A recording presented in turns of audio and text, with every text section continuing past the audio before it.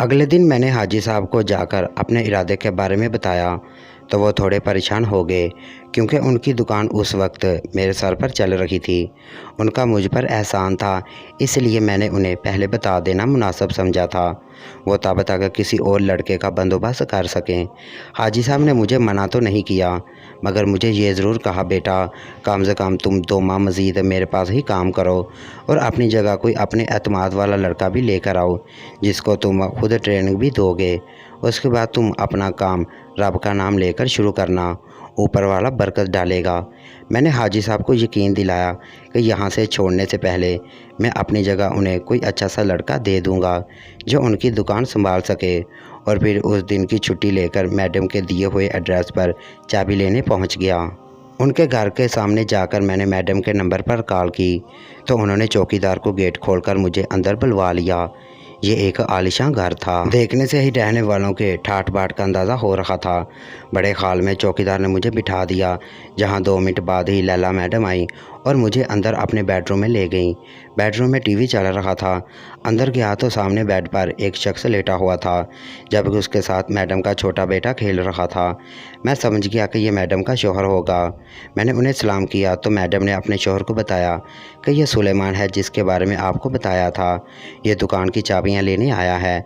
Madam के शौहर ने कुछ देर मुझसे बातचीत की और मेरे से कुछ मेरे बारे में सवालात किए, जिसे मैं कौन हूँ, कहाँ रहाइश है, वालिद साहब क्या करते हैं, घर में वालिद साहब के जाने के बाद किसने ज़िम्मेदारी ली घर की, वगैरह वगैरह। उनकी बातों से मैं समझ गया था कि वो रिस्क नहीं लेना चाह रहे और मेरे बारे में पूरी तसल्ली करना चाह रहे हैं।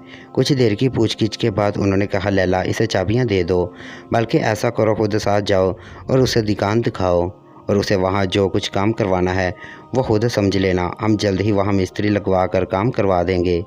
लैला मैडम ने कहा, ठीक है, मैं साथ चली जाती हूँ। फिर मैडम बाहर आई और उन्होंने मेरे से पूछा, किस चीज़ पर आए हो? तो मैंने उन्हें बताया कि मैं रिक्शे पर आया हूँ। तो मैडम ने पूछा, गाड़ी चला लेते हो? मैंने इनकार में सर हिलाया तो मैडम ने खुद एक गाड़ी की चाबी उठाई और मुझे लेकर बाहर आ गई, जहाँ एक होंडा सिविक और एक छोटी सुजुकी कल्टस खड़ी थी। मैडम ने कल्टस का दरवाज़ा खोला और ड्राइविंग सीट पर बैठ गई। मैंने पिछला दरवाज़ा खोला और बैठने लगा तो मैडम ने मुड़कर मेरी तरफ देखा और बोली, आगे आकर बैठ जाओ। मैंने दरवाज़ा बंद किया और अगली सीट पर बैठ गया। कुछ ही देर बाद मैडम ने शरीफ प्लाजा में ले जाकर गाड़ी रोक दी। शरीफ प्लाजा में दाखिल होते ही सीधे हाथ पर यह आखिरी दुकान थी, जो खासी बड़ी थी। बाहर एक कैंची गेट था और एक शटर लगा हुआ था। अंदर काफ़ी काट कबाड़ पड़ा था, जो दुकान छोड़ने वालों का था। दुकान शुरू से ही करीबन 12 फुट चौड़ी थी, जो आगे तक उसी चौड़ाई की थी, मगर करीब 20 फुट आगे जाकर एकदम से दुकान 20 फुट चौड़ी हो गई थी। यानी फ्रंट पर एक ही दुकान थी, जबकि दुकान के अंदरूनी हिस्से में दुकान चौड़ाई के एतबार से करीबन 2 दुकानों के बराबर थी और यह हिस्सा करीब 8 फुट लंबा था। दुकान मुझे खासी पसंद आई और मैंने अंदाज़ा लगाया था कि इस दुकान को भरने के लिए कम से कम भी 7 से 8 लाख रुपए चाहिए होंगे। मैंने मैडम को ये बात कही तो उन्होंने कहा, तुम फिक्र नहीं करो, हम दुकान की सेटिंग ऐसे करवा देंगे कि तुम कम सामान से भी दुकान को भर सकते हो, और जैसे ही तुम्हारे पास ज़्यादा पैसे आएंगे तुम इसी सेटिंग में से गैर ज़रूरी अलमारियाँ ख़त्म करके सामान के लिए जगह बढ़ा सकते हो। बस तुम ये बताओ, तुम यहाँ दुकान बनाना पसंद करोगे या नहीं? मैंने कहा, ज़रूर मैडम, भला इतनी अच्छी दुकान को कौन छोड़ सकता है। मैं तो आपका बड़ा एहसानमंद होऊंगा अगर आप मुझे ये जगह दे दें काम शुरू करने के लिए। लैला मैडम मुस्कुराई और बोली, बस अगर तुम यहाँ काम शुरू कर दो तो हम भी तुम्हारे एहसानमंद होंगे। मैंने आंटी को कहा, बस मैं आखिरी बार अपने एक अंकल से मशवरा कर लूँ, मगर वो भी रस्मी ही होगा।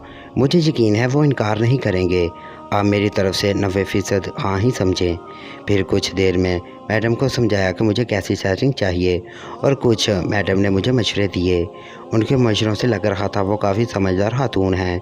उनका कोई भी मशवरा ऐसा नहीं था जो मुझे गैर ज़रूरी लगा हो। मैडम ने अपनी गाड़ी से एक बड़ा सा कागज़ और पेंसिल भी निकाल ली थी, जिससे वो हमारे होने वाली गुफ्तगू के बारे में लिख रही थी कि दुकान को किस तरह सेट करना है। हम करीब आधा घंटा दुकान में रुके और ज़रूरी गुफ्तगू करने के बाद दोबारा से गाड़ी में बैठ कर कैंट की तरफ चल दिए। मैंने मैडम से पूछा कि मैडम ये हम कहाँ जा रहे हैं?